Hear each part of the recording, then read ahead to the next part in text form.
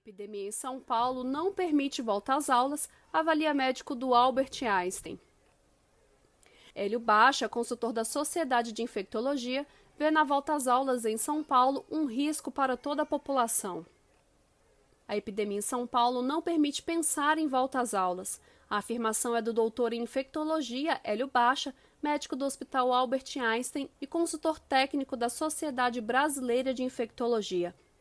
Segundo Baixa, sem vacina e nem medicamento eficaz, o isolamento social é a única medida efetiva de controle da pandemia. E a suspensão das aulas presenciais é fundamental para manter as condições de isolamento eficazes. Eu não sei quando vai reabrir as escolas, mas sei que agora não deve. Nessa condição de agora, até acenar com a possibilidade de reabertura em setembro é uma sinalização equivocada para a sociedade. Certamente as UTIs estão em níveis melhores, mas a epidemia ainda está ativa, defende. Segundo dados do governo João Dória, a educação em São Paulo envolve 13,3 milhões de pessoas, entre estudantes, professores e outros trabalhadores. Esse total corresponde a 32% da população do estado. Destes, 2,3 milhões estão na educação infantil, 7,6 milhões nos ensinos fundamental e médio, 2 milhões no ensino superior, 1 milhão na educação complementar e 428 mil no ensino profissional.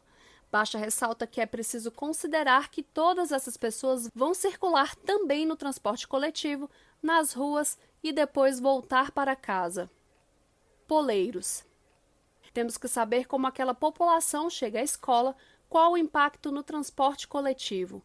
O transporte é uma grande dificuldade dessa condição atual, com a volta às aulas em São Paulo. A presença de professores e alunos não diz respeito apenas aos prédios da escola, é uma ameaça a todos, afirmou Baixa em audiência pública virtual realizada nesta terça-feira, dia 28 de julho, pela Assembleia Legislativa, por iniciativa dos deputados petistas, professora Bebel e Emídio de Souza. O doutor em infectologia lembrou que a Itália ainda não teve volta às aulas. O país europeu teve uma situação bastante grave no início da pandemia e está cerca de 2 meses na frente do Brasil em relação à evolução dela. Atualmente, registra significativa redução do número de casos, internações e mortes. E nós aqui, no meio da pandemia, querendo que os professores voltem. Nós vamos colocar a volta às aulas com um bando de crianças como ameaça ao professor? Qual é a garantia que esse professor tem de que a saúde dele vai estar preservada? Questionou. Baixa explicou que, embora o potencial de transmissão do coronavírus em crianças menores de 10 anos seja baixo, colocar crianças pequenas para conviver em salas pequenas, com pouca ventilação, é reiniciar a pandemia. Educação infantil, crianças até pré-escola, eu não vejo como voltar às aulas, pelo comportamento. A arquitetura de hoje, salas de aula poleiro, nunca mais.